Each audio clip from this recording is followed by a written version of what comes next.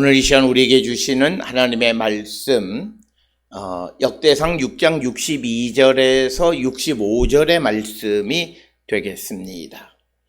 62절에서 65절에 있는 말씀 한 목소리로 합독하시겠습니다. 게르손 자손에게는 그들의 종족대로 이사갈 지파와 아셀 지파와 납달리 지파와 바산에 있는 므낫세 지파 중에 10세 성읍을 주었고, 무라리 자손에게는 그 종족대로 루벤 지파와 갓 지파와 스불론 지파 중에서 제비 뽑아 12성읍을 주었더라. 이스라엘 자손이 이 모든 성읍과 그 목초지를 레위 자손에게 주되, 유다 자손의 지파와 시몬 자손의 지파와 베냐민 자손의 지파 중에서 이 위에 기록한 여러 성읍을 제비 뽑아 주었더라. 아멘.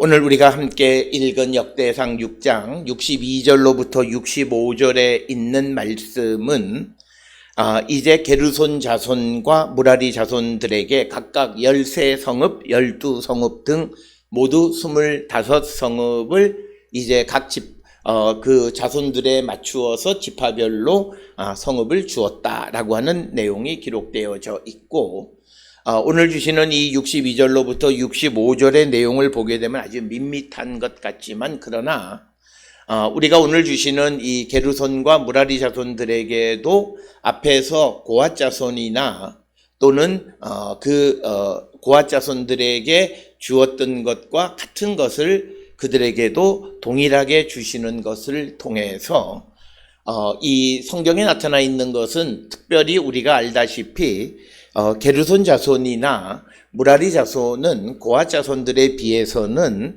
조금은 어떤 그 단순한 노동력을 사용하는 일을 행하는 자들이었습니다. 그래서 고핫 자손들은 그들이 성물에 법궤를 옮기고 성물에 손을 옮기는 그런 일을 했다면, 우리가 잘 알다시피 민수기 4장 21절에서 28절에 보면 게르손 자손들은 휘장과 성막을 덮는 것을 옮기는 역할을 했다, 이렇게 기록이 되어져 있고, 또 민수기 4장 29절에서 33절에 무라리 자손들에게는 회막에 널판을 옮기는 일을 했다라고 하는 그런 내용으로 기록이 되어져 있습니다. 따라서 앞에 고핫 자손에 비하면 게르손과 무라리가 하는 일들은 조금은 좀 단순한 일이고 전문적인 지식을 갖지 못한 그냥 노동력을 사용하는 그런 일이었지만, 그러나 그들에게도 고핫 자손들에게 주는 것과 동일하게 그들에게 그 도시를 성읍을 주고 그 목초지를 주었다라고 하는 것입니다.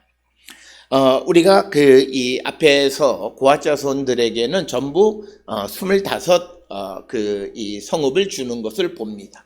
그러면 게랄이나 무라리에 비하면 배나 많이 주는 것 같지만, 그러나 우리가 기억하셔야 되는 것은 고핫 자손에게는 제사장들이 따로 있다라고 하는 거예요. 그래서 우리가 항상 역대기나 성경에서 레위라고 하는 큰 그룹에는 고핫, 게르손, 무라리가 있지만, 특히 그 고핫 자손 가운데에서 이제 아론의 후손의 제사장들을 따로 취급하는 것을 볼 수 있고, 그래서 6장에 나타나 있는 이 레위인들에 관한 기록 가운데에서도 제일 먼저 언급하는 것이 바로 레위 아론의 후손 제사장들에 관한 것이었다라고 하는 겁니다. 그래서 고핫 자손들에게 25성읍을 주는 것은 그들에게 특별한 대우를 해서 더 많이 주는 것이 아니라, 그 고핫 자손에는 고핫 자손, 즉 제사장 일을 하지 않는 이들과 아론의 계열로 제사장 일을 하는 사람들로 두 부류로 나누기 때문에, 결국 그렇게 보다 보면 게르손이나 고핫이나 무라리나 모두가 동일하게 12 혹은 13 성읍을 그들에게 주었다라고 하는 것입니다. 따라서 오늘 주시는 이 62절로 65절 그리고 그 이전에 기록되어져 있는 54절로부터 61절까지의 레위인들의 거주지를 주는 그런 이야기들을 통해서 보면 하나님의 일을 감당하는 자들에게 동일하게 주시는 하나님의 은혜를 우리가 발견할 수 있다라고 하는 겁니다. 이 사람은 특별한 일을 하기 때문에 특별히 더 무엇을 해준 이런 개념이 아니라 동일하게 그 하나님을 위해서 헌신하는 자들에게 주시는 하나님의 모습을 우리에게 보여주고 있습니다. 그래서 우리가 하나님을 위해서 헌신하면 어떤 직책 또는 어떤 직종에서 일을 하는 사람을 더 우대하고 누구를 더 덜 경시하고 뭐 이런 개념 차별은 성경 안에서 하나님 안에서는 없다라고 하는 겁니다. 따라서 우리가 이 그 레위인들의 도시를 공급해 주는 것을 통해서도 그들이 성물을 옮기는 자들이든 혹은 천막을 옮기는 자들이든 또는 성막을 만드는 데 필요한 널판을 옮기는 자들이거든 상관하지 않고 동일하게 하나님께서 그들에게 주신다라고 하는 것입니다. 그래서 차별이 없다. 그래서 하나님 앞에서는 이것은 우리가 바울이 이제 성령의 은사 가운데에서 교회를 구성하는 다양한 그런 그 지체가 있고 그 지체가 서로의 그 중요도를 강조할 수 없는 것처럼 이 게르손이나 무라리에게도 하나님은 동일하게 그들의 필요를 공급해 주시는 분이시다라고 하는 것이 오늘 우리에게 주시는 말씀이 되겠습니다. 따라서 오늘 우리는 이 땅을 살아갈 때에 우리는 선호하는 것이 있을 수는 있습니다. 그러나 우리가 어떤 일에든지 헌신적인 삶을 살면 그것에 대한 하나님의 보상이 있다라고 하는 것이 성경의 생각이다라고 하는 것을 우리가 다시 한번 기억해 주시면 되겠고, 특별히 오늘 주시는 이 그 각 지역의 목록을 통해서 보면 게르손 자손들에게 그 주시는 것이 그 이사갈 지파, 아셀 지파, 납달리 지파와 바산에 있는 므낫세 지파의 그 성읍 중에서 13성읍을 주었다 이렇게 되어 있습니다. 우리가 그 이 이스라엘 백성들의 출애굽의 과정을 통해서 보게 되면 우리가 가장 동쪽에 제사장들이 있고 그리고 남쪽 진영에는 그핫 자손이 있고 그 다음에는 무라리, 그 다음에 북쪽에 게르손입니다. 그래서 북쪽 진영에 있는 게르손과 관련이 있는 사람들은 어떤 그들에게 어떤 그 단지파나 이런 그런 사람들과 같이 같은 곳에서 살게끔 내버려 두지 않고 오히려 이 지파들을 좀 섞어 놓은 그런 것을 볼 수 있고, 특히 게르손에게 주어지는 것은 이사갈, 그 다음에 아셀, 납달리 지파와 그 다음에 있는 이 므낫세 지파 중에 바산에 있는 므낫세, 즉 므낫세 반지파다라고 하는 그런 의미가 되겠습니다. 이것을 통해서 보면 주로 게르손 자손들에게 주어진 것은 이제 갈릴리 호수의 남쪽으로부터 해서 그 북쪽 지역, 갈릴리 호수 남쪽을 경계로 해서 북쪽 지역에 있는 지중해 연안으로부터 해서 요단 동편의 바산에 있는 므낫세 반지파의 땅에까지 영토를 그들에게 주었다라고 하는 것을 오늘 주시는 62절을 통해서 우리가 알 수 있습니다. 그런데 오늘 주시는 이 본문의 말씀에서 우리가 이제 그런 이사갈, 아셀, 납달리 반지파, 납달리 지파와 바산에 있는 므낫세 반지파의 땅을 그들이 얻었다라고 하는 것을 우리가 알 수 있고, 이어지는 63절에서는 무라리 자손에 대해서 루벤, 갓, 스불론 지파 중에서 제비 뽑아 12성읍을 주었다 이렇게 기록을 하고 있습니다. 마찬가지로 무라리 자손들은 앞에서 말씀드렸듯이 어떤 널판을 옮기는 그런 일들을 감당하는데 특별히 이들이 대면했던 것은 아셀, 단, 납달리 등 그런 지파들이었지만 그러나 그들과는 관계없는 루벤, 갓, 스불론에서 제비 뽑아서 영토를 주었고, 이 무라리 자손들의 영토는 루벤, 갓, 즉 요단 동편과 그리고 갈릴리 남쪽에 있는 스불론 지파, 그런 지역들을 제비 뽑아서 그 무라리에게 주었다. 그래서 우리가 이 이스라엘 지도를 놓고 보면 게르손이 제일 북쪽 경계 지점으로부터 영토를 그곳에 받았고, 그 다음에 무라리에게 요단 동편에서부터 해서 갈릴리 남서쪽에 있는 스불론 지파의 땅 그 중에서 12성읍을 주었다. 이렇게 기록을 하고 있습니다. 따라서 오늘 주시는 62절, 63절에서 우리가 앞에서 보았던 54절로부터 61절까지에서 이 고핫 자손, 그핫 자손들에게 주는 것과 동일하게 게르손이나 무라리에게도 그들에게 도시 성읍과 목초지를 주었다라고 하는 것이 오늘 주시는 말씀이고, 그래서 앞에서 언급한 것처럼 게르손 무라리에 대해서 자세히 언급하고 있지는 않지만 이후에 이제 목록을 도시들의 이름을 쭉 통해서 이제 자세하게 설명을 하고 있기는 합니다만, 지금 62절 63절에서는 간단하게 13성읍 12성읍을 주었다 이렇게 언급하고 있습니다. 따라서 오늘 주시는 이 본문에서 우리가 강조하는 것은 하나님의 일에는 차별이 없이 하나님에게 바쳐지고 헌신하는 자들에게 하나님은 은혜 베풀어 주시는 분이다 라고 하는 것을 분명하게 보여주는 것이 오늘 주시는 본문의 말씀이 되겠습니다. 이어지는 64절과 65절에 이스라엘 자손의 이 모든 성읍과 목초지를 레위 자손에게 주고, 그 다음에 65절에 다시 유다 자손의 지파, 시몬 자손의 지파, 베냐민 자손의 지파 중에서 이 위에 기록한 여러 성읍을 제비 뽑아 주었더라. 그래서 이 64절, 65절을 어떻게 이해할 것인가? 특히 65절인 경우에는 이미 앞에서 이 레위인들의 그 유다 자손들, 고핫 자손들이 유다와 베냐민 자손들의 그 지경에서 영토를 받았다 이렇게 기록이 되어져 있습니다. 그런데 오늘 또다시 여기에서 언급하는 것은 64절과 65절을 지금까지 언급했던 레위인들의 성읍에 관한 것의 결론에 해당한다라고 하는 것을 우리가 기억하셔야 되겠습니다. 그래서 오늘 주시는 이 말씀에서 결국은 이 레위인들에게 성읍과 목초지를 주었다라고 하는 64절의 말씀을 통해서 목초지라고 하는 미그라시라고 하는 말입니다.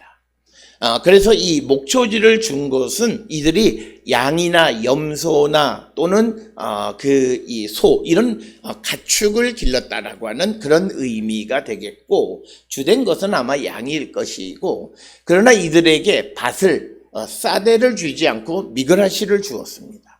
만약 그 밭을 주면 그들이 일을 해야 되는 것입니다. 그런데 레위인들에게 주어진 일은 하나님을 섬기는 일입니다. 그래서 그들은 단지 그냥 양과 소와 가축들을 기르는 그런 일들을 했을 뿐이지 밭을 통해서 어떤 경제활동을 하게끔은 하지 않았다라고 하는 것이 오늘 주시는 본문에서 레위 자손들에게 성읍, 그들이 기업을 갖지는 못했지만 다른 사람들이 분배받은 그 기업에서 각 지파마다 4도시씩 일률적인 건 아니지만 기본적으로 4도시씩 각출해서 레위인들이 거주하게 하면서 그곳에 목초지를 통해서 가축을 기르게끔 되어 있었다라고 하는 것이 오늘 주시는 말씀이 되겠고, 그래서 그들이 기업을 받지는 못했지만 그러나 기본적으로 그들이 거주하고 또 그들이 가축을 기를 수 있는 그런 근거는 제공해 주었다라고 하는 겁니다. 특별히 이 목초지에서 이 레위인들이 기르는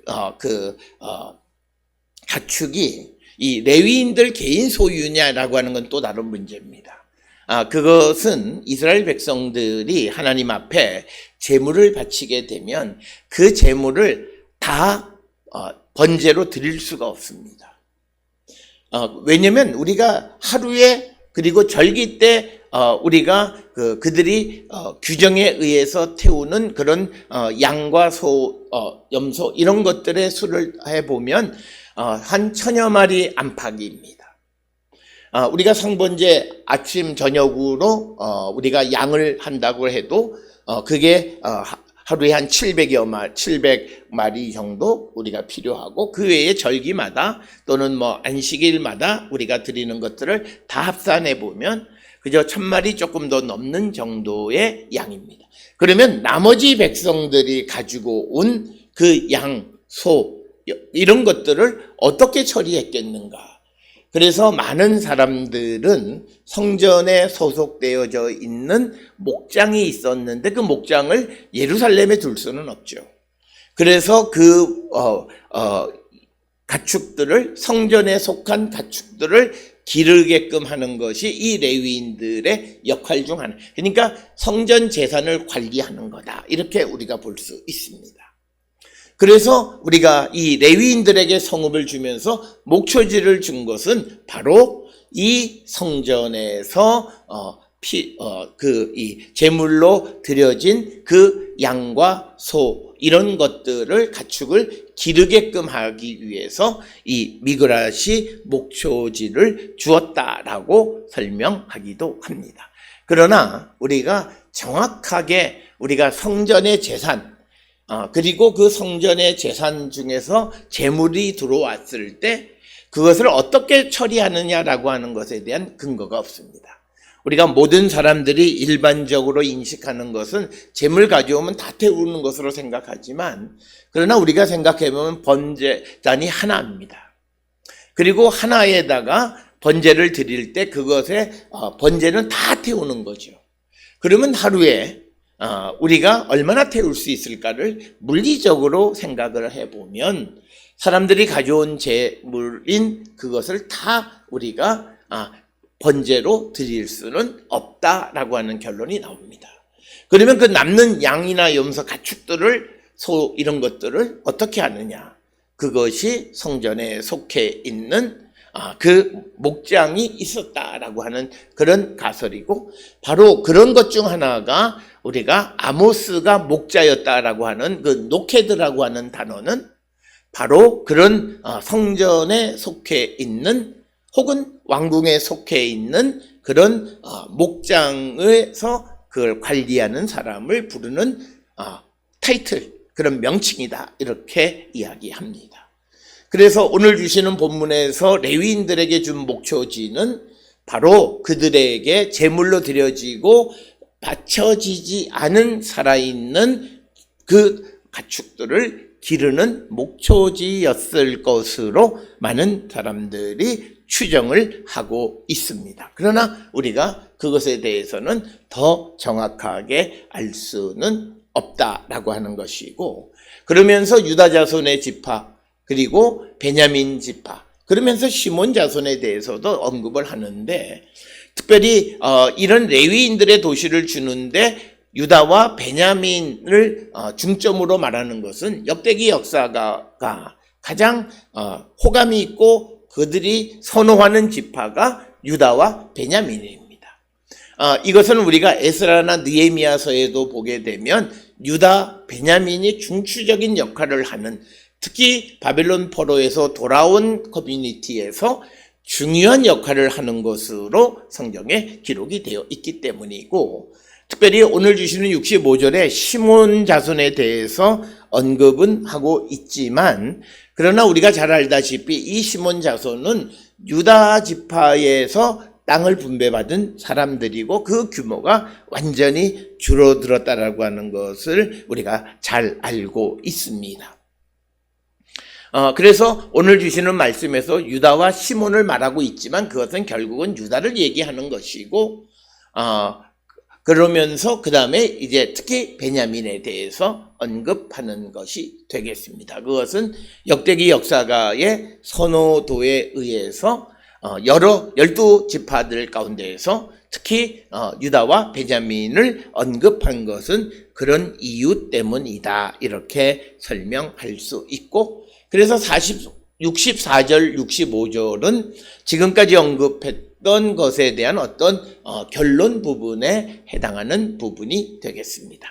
오늘 주시는 62절로 65절은 앞에 54절로부터 61절까지에서 고핫 자손들에게 성읍을 주었고, 이어서 게르손과 무라리에게도 성읍을 주었다고 기록되어 있지만, 고핫 자손들처럼 그렇게 자세하게 기록하고 있지는 않지만, 그러나 고핫과 차별 없이 그 레위인들의 직능에 관계없이 그들에게 필요한 것들을 공급해 주셨다라고 하는 것을 우리에게 가르쳐 주시는 말씀이고, 특별히 오늘 주시는 64절에서 이 레위인들에게 목초지만 주었다라고 하는 것은 이들이 하나님께 구별되어진 자로서 세상의 일을 하지 못하게 하는 것이고, 이 목초지는 어떤 자기들의 재산 증식이라기보다는 앞에서 길게 설명드렸던 것처럼 성전에 속해 있는 그런 소나 양이나 가축을 기르는 그런 목초지였을 것으로 우리가 그렇게 추정합니다. 그럴 때 우리는 하나님께 구별되어진 자가 다른 일을 하는 것이 바람직하지 않다라고 하는 것입니다. 그냥 이 레위 사람들에게 땅을 줘서 경작해서 먹고 살게끔 하는 그런 방식이 아니었다라고 하는 것입니다. 이것은 오늘 우리가 살고 있는 이 시대에 여러 가지로 이제 사회가 분화되어지고 그러면서 이제 목회자들의 이중 직업에 대한 그런 생각들이 많이 그런 논의가 되어지고 있고, 특히 코로나19 이후에 그런 논의가 많이 되는데, 그런데 기본적으로 우리가 성경에서 말하는 소위 어떤 자신의 경제 활동을 하지 못하게, 하나님께 드려진 자들은 자신의 경제 활동을 하지 못하게 했던 이 기본 정신이 무엇인가를 우리가 다시 한번 기억하고 잊지 않아야 된다라고 하는 것. 이것을 우리가 꼭 기억하고 오늘 주시는 말씀에서 하나님께 드려진 자들에게 공평하게 주시는 하나님. 그래서 우리가 이것을 믿고 두려움 없는 삶을 살아가는 자들이 되어야 한다라고 하는 것을 깨닫고, 하나님께 드려진 자들이 먹고 사는 것을 염려하고 근심하는 그런 삶을 살지 않기를 주의 이름으로 축원합니다.